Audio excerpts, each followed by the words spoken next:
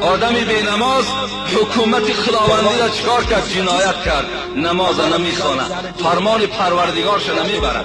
خدا گفته ایستاد از حکیم الصلات، بنده خدا من تو را آفریدم، من بالای تو حکمران هستم، من بر تو نعمت دادم، چشمهای بینا دادم، دستهای گیرا دادم، زن دادم، فرزند دادم، خانه دادم، ماشین دادم، میوه های شیرینی مرا تو خورده ایستاده ای.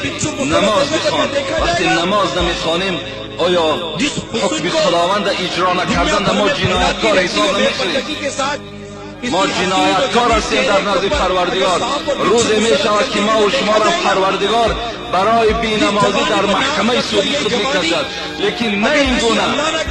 این زندان ها خیلی خفیف هستند، خیلی ساده هستند و راحت زیاد دارند، لیکن خداوند به ما و شما در قرآن چی میگه؟ سوره حاقه: خذوه فغلوه ثم الجحیم صلوه ثم فی سلسلة زرعها 70 ذراعا فاسلکوه.